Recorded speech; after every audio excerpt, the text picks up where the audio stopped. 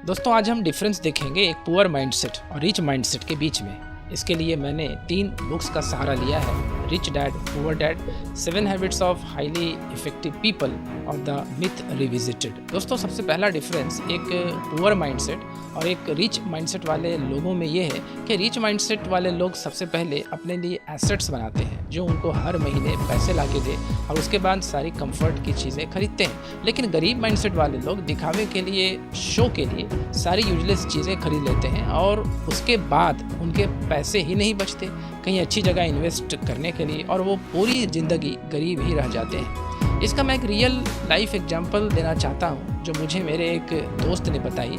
वो अपने कॉलेज के टाइम में एक कॉलोनी में रहता था जहाँ पर 6 या 7 घर थे। वो सारे के सारे बहुत ही अच्छे तरीके से डिज़ाइन किए हुए थे, काफ़ी खूबसूरत। उन सब घरों में से सिर्फ एक इनकम्प्लीट था और वो एक बिजनेसमैन का था। बाकी सारी घर डॉक्टर्स, इंजीनियर्स और प्रोफेसर्स के थे। जहाँ पे मेरा दोस्त रहता था वहाँ पे सिर्फ अंकल और आंटी थे और वो दोनों प्राइवेट यूनिवर्सिटी में रिटायर्ड थे एज ए प्रोफेसर और इसलिए उन्हें कोई पेंशन भी नहीं मिलती थी। मेरे दोस्त ने बताया जब वो पहली बार उनके घर गया था तो उसे लगा था वो बहुत ज़्यादा अमीर हैं। उनकी कार से लेके इंटीरियर डिज़ाइनिंग, फर्नीचर, हर चीज़ परफेक्ट थी। वो उनकी फर्स्ट फ्लोर के एक रूम में रहता था।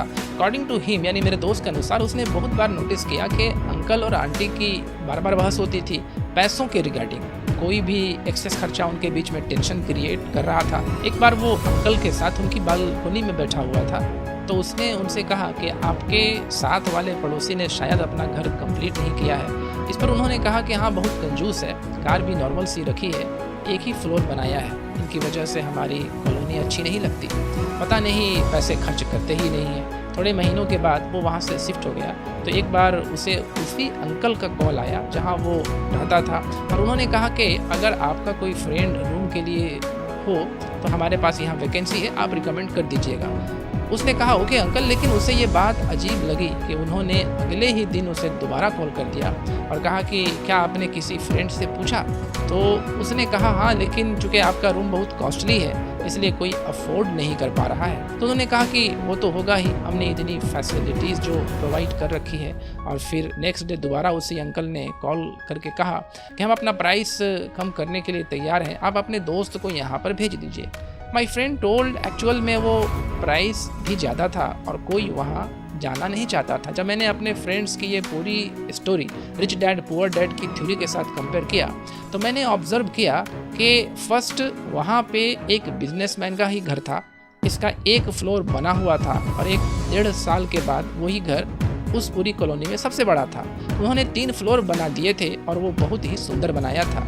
सेकेंड, माई फ्रेंड्स अंकल ने होंडा सिटी रखी हुई थी लेकिन वो ट्रैवल स्कूटर में करते थे। हो सकता है वो अपने पैसे बचाने के लिए करते हों, मीनिंग बाहर से बेशक वो बहुत अमीर दिख रहे हों, अंदर से उन्हें पैसों की कमी थी जिसकी वजह से उनके और उनके वाइफ के बीच में बहस भी होती थी। कंक्लूजन ऑफ द स्टोरी ये है कि पुअर मेंटालिटी वाले लोग ऐसी ही गलतियाँ करते हैं। सैलरी 15,000 होगी लेकिन आईफोन 50,000 का ले लेंगे, जितनी रिक्वायरमेंट है उससे बहुत ज़्यादा गाड़ी लोन पे ले लेंगे, 10-10 हज़ार की जीन्स ले लेंगे, शूज़ ले लेंगे। लेकिन अमीर मेंटालिटी वाले लोग इस चीज़ को एक्चुअल में कैलकुलेट करते हैं कि कोई भी प्रोडक्ट उन्हें कितनी वैल्यू प्रोवाइड कर सकता है और तभी उसके लिए पे करते हैं।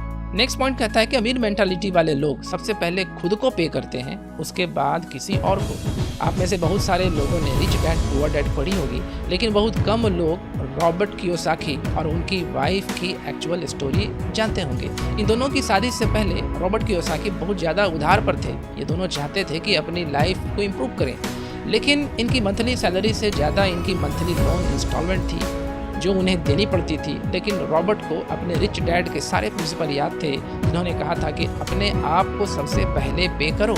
इसलिए रॉबर्ट कहते हैं कि हम अपनी सैलरी का 20% हमेशा सेव करते थे, फिर चाहे उधार वाले लोगों से जितना मर्जी प्रेशर क्यों ना झेलना पड़े, उस प्रेशर को हम ऐसे मोटिवेशन के रूप में यूज़ करते थे कि एक्स्ट्रा काम करके इंस्टॉलमेंट के लिए पैसे इकट्ठा करते थे, क्योंकि ये जानते थे कि अगर ये पहले उधार देने लग जाएंगे और अपने लिए कुछ भी सेव नहीं करेंगे तो ये कभी भी अमीर नहीं बन पाएंगे। और बाद में इन्होंने अपने सेव किए हुए पैसों से ही काफ़ी इन्वेस्टमेंट करी और फाइनली मिलियनियर बन गए। दोस्तों, हम में से मैक्सिमम लोग ये गलती करते हैं। हम सोचते हैं कि हम पहले सारा अपना उधार चुकाएंगे और उसके बाद में सेविंग स्टार्ट करेंगे और फिर हमारी सैलरी का जितना पोर्शन बचेगा हम उसके बाद सेविंग करेंगे। लेकिन ये बहुत मैटर करता है। इवन वॉरेन बफेट बोलते हैं कि सबसे पहले सेव करो, उसके बाद बाकी सारे खर्चे करो। आप मान के चलो कि आपकी सैलरी ही कम है और अपनी सैलरी का मिनिमम 20% हमेशा सेव करो। अब ऑब्वियसली सिर्फ सेविंग आपको अमीर नहीं बनाएगी, इसके बाद आपको उन पैसों को इन्वेस्ट भी करना पड़ेगा लॉजिकली, लेकिन ये फर्स्ट और नेसेसरी स्टेप है अमीर बनने की तरफ। नेक्स्ट पॉइंट कहता है कि अमीर मेंटालिटी वाले लोग अपने स्किल को पूरी जिंदगी इम्प्रूव करते रहते हैं। इसी प्रिंसिपल को 7 habits of highly effective people book में शार्पन द सॉ के नाम से बताया गया है। क्या कभी आपने ये नोटिस किया है कि बहुत कॉस्टली प्रोडक्ट की प्रचार कभी भी टीवी में नहीं दिखाई जाती? कभी भी फरारी वाले आपको टीवी में प्रचार करके ये नहीं बोलेंगे कि आप उनसे फरारी खरीद लो। ना ही कोई हेलीकॉप्टर की कंपनी या प्राइवेट जेट की कंपनी आपको अपना प्रोडक्ट दिखाने के लिए प्रचार खर्च करेगी। लेकिन अब सवाल आता है कि ऐसा क्यों है? मैक्सिमम पॉपुलेशन तो टीवी ही देखती है। ऐसा इसलिए है क्योंकि ये लोग जानते हैं कि जो लोग इन प्रोडक्ट को एक्चुअल में खरीद सकते हैं वो अपना टाइम टेलीविज़न में वेस्ट नहीं करते। ज़्यादातर मिडिल क्लास मेंटालिटी वाले लोग ग्रेजुएशन, पोस्ट ग्रेजुएशन, PhD कर चुके जब अपने जॉब के बाद घर आते हैं तो वो सोचते हैं कि वो रेस्ट डिज़र्व करते हैं और उन्हें कुछ नया सीखने की कोई ज़रूरत नहीं है, और वो आराम से जॉब के बाद घर में आते हैं और टीवी देखकर अपने को रिलैक्स करते हैं क्योंकि वो सोचते हैं कि वो इस चीज़ को डिज़र्व करते हैं। वैसे ही मिडिल क्लास बिजनेसमैन घर में आके आराम से सीरियल देखते हैं। नई चीज़ें सीखना उनके दिमाग में प्रेशर क्रिएट करता है, लेकिन रिच मेंटालिटी वाले लोग ये जानते हैं कि उन्हें अपनी स्किल पूरी ज़िंदगी भर इम्प्रूव करते रहनी है। नई चीज़ सीखना उनका पैशन है, ये चीज़ ही उन्हें रिलैक्स करती है। अगर हम बिल गेट्स का एग्जाम्पल लें तो माइक्रोसॉफ्ट से रिटायरमेंट हो चुके हैं, वो एक बिलियनियर हैं, उन्हें कुछ करने की ज़रूरत नहीं है, लेकिन फिर भी वो हर वक्त कोई ना कोई बुक पढ़ते हैं और अपनी सारी बुक्स के नोट्स अपनी वेबसाइट getsnot.com में डालते हैं। ये एक रिच मेंटालिटी का परफेक्ट एग्जांपल है क्योंकि रिटायरमेंट के बावजूद गेट्स अपनी वाइफ मेलिंडा के साथ एक फाउंडेशन चलाते हैं जिससे वो पूरी दुनिया की हेल्थ से रिलेटेड प्रॉब्लम्स में कंट्रीब्यूट करते हैं। हमें से बहुत कम लोग जानते हैं, लेकिन इंडिया के हेल्थ प्रोग्राम में भी बिल गेट्स की फाउंडेशन कंपनी ने बहुत ज़्यादा कंट्रीब्यूशन किया है। दोस्तों, दुनिया में जो भी सक्सेसफुल पीपल हैं उनका 4 हैबिट्स होता है 2R2T, read, right, teaching, travel. आप अगर किसी का भी बायोग्राफी खंगाले जो कि इस दुनिया में सक्सेस है तो उनका ये 4 हैबिट्स होता है रीड, राइट, ट्रैवल और टीचिंग। इसलिए हर इंसान को चाहिए कि वो अपना समय रीडिंग में स्पेंड करे। अगर आप भी चाहते हैं क्वालिटी रीडिंग करना विथ स्पीड रीडिंग और अपने लाइफ को संवारना और क्वालिटी रीडिंग के साथ साथ उसका आउटपुट को एक्वायर करना, उसकी जो स्ट्रैटेजीज़ है, जो आइडिया है, उससे अपने लाइफ को बदलना, तो दोस्तों मैं एक वर्कशॉप करने जा रहा हूँ, 6 दिन का लाइव वर्कशॉप। नीचे दिए गए लिंक को क्लिक करके आप इस वर्कशॉप को ज्वाइन कर सकते हो जो कि टोटली फ्री है और लाइव है।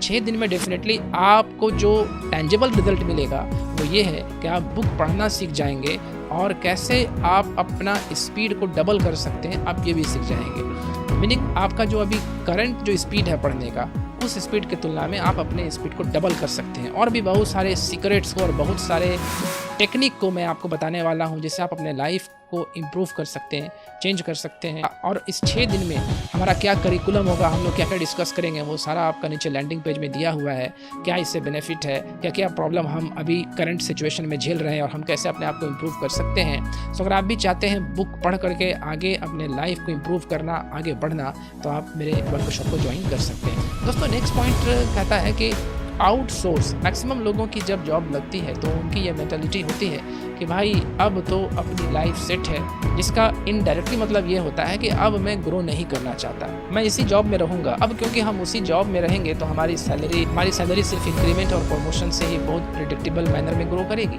इसका मतलब ये है कि अब हम स्कार्सिटी माइंडसेट में आ गए हैं, यानी पैसे बचाने के माइंडसेट में। हम हर चीज़ से पैसा बचाने की कोशिश करेंगे।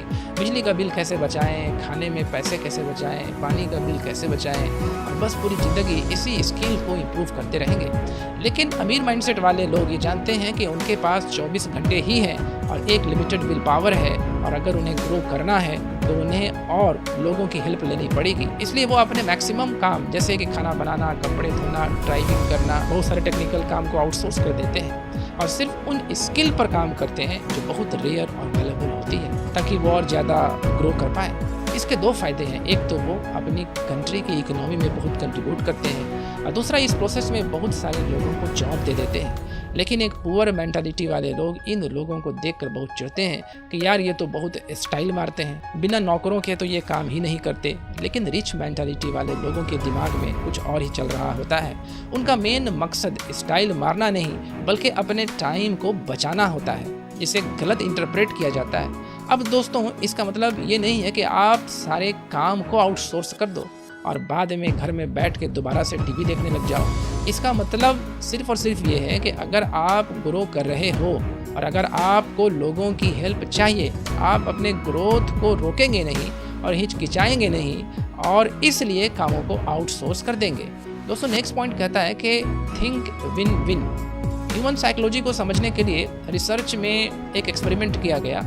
उन्होंने दो लोग जो एक दूसरे को नहीं जानते थे, उन्हें एक कमरे में बिठाया और टेबल पर $100 रख दिया।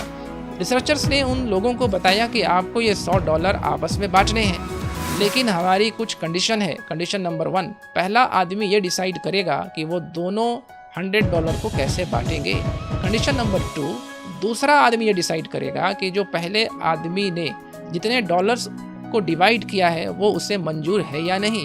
अगर वो उसे मंजूर है तो दोनों को उतने डॉलर्स मिल जाएंगे, लेकिन अगर वो उसे मंजूर नहीं है तो किसी को कुछ भी नहीं मिलेगा। अब रिसर्चर्स ने एक पैटर्न देखा कि अगर पहला आदमी $100 को 50-50 करके बांटता है तो दूसरा आदमी उसे एक्सेप्ट कर लेता है और दोनों को $50 मिल जाते हैं। अगर वो 60-40 करके बांटता है तो भी दूसरे आदमी उसे एक्सेप्ट कर लेता है, लेकिन अगर पहला आदमी उसे 70-30 करके बांटता है तो दूसरा आदमी उसे रिजेक्ट कर देता है और दोनों को कुछ नहीं मिलता है। यानी ह्यूमन इमोशंस का टिपिंग पॉइंट 70-30 है। रिसर्च ने ये एक्सपेरिमेंट बहुत लोगों में रिपीट किया और हर बार 70-30 का ही टिपिंग पॉइंट आया। अगर आप दूसरे आदमी होते तो आपका भी यही डिसीजन होता कि पहले आदमी ने अपने आप को 70 क्यों दिया और मुझे सिर्फ $30 क्यों दे रहा है, इसलिए मैं भी उसे 70 क्यों लेने दूँ। शायद आप इमोशनली ठीक भी होते हैं, लेकिन अगर हम उसे लॉजिकली देखें तो आपको वैसे भी कुछ नहीं मिल रहा था। आपको सिर्फ हाँ बोलनी थी और आपको डॉलर्स मिल जाते, लेकिन मैक्सिमम लोग इस डील को ना ही बोलते हैं और ये पुअर माइंडसेट वाले लोगों की साइकोलॉजी है, जहाँ पे जेलसी, चिढ़, कंपटीशन जैसे इमोशंस हैं। लेकिन एक रिच माइंडसेट वाले लोग हमेशा अपना दिमाग यूज करके कोई ना कोई ऐसा मेथड निकाल लेते हैं जिससे दोनों का फ़ायदा हो सके। वो विन विन में बिलीव करते हैं। विन लूज यू लूज वाली डील्स वो नहीं करते। इवन विन विन सिचुएशन में अगर उन्हें कम परसेंटेज भी मिल रही है तो फिर भी वो उस डील को एक्सेप्ट करेंगे, क्योंकि वो जानते हैं कि वो हज़ारों ऐसी अपॉर्चुनिटीज़ और क्रिएट कर सकते हैं और अपने लिए और बाकियों के लिए भी एक अच्छा प्रॉफिट कमा सकते हैं। तो दोस्तों, इस वीडियो में हमने 5 पॉइंट्स कवर किए। सबसे पहला था कि फर्स्ट क्रिएट एसेट। सबसे पहले अपने लिए एसेट क्रिएट करो जिससे आपको पैसे आएँ और उसके बाद ही कंफर्टेबल और शो वाली चीज़ें खरीदो। सेकेंड, पे योरसेल्फ। हमेशा कोशिश करो कि अपनी इनकम का एटलीस्ट 20% सेव करें। चाहे आप जितना मर्जी प्रेशर झेल रहे हो, ये मान के चलें कि आपकी सैलरी ही कम है और बाद में कुछ 20% का कुछ परसेंटेज अपने ऊपर इन्वेस्ट करें नए स्किल्स को सीखने के लिए। थर्ड, हमने कहा था आउटसोर्स। अगर आप अपने को इम्प्रूव कर रहे हो और आपको टाइम की ज़रूरत है तो आप अपने काम को आउटसोर्स कर सकते हैं।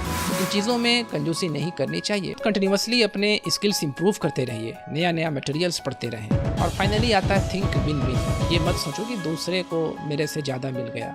आप ये सोचो कि आपको पहले कुछ नहीं मिल रहा था, उसके कंपैरेटिवली अभी आपको कुछ मिल रहा है। और अगर आप टैलेंटेड हो तो आप ऐसी सिचुएशन बहुत क्रिएट कर दोगे। लाइफ में जल्दी आगे बढ़ना सीखो, क्योंकि हमारी लाइफ इतनी बड़ी नहीं है और हम इस धरती पर हमेशा के लिए नहीं है। Thank you for listening to me, thank you for joining to us, thank you, good day, bye bye, take care, love you all.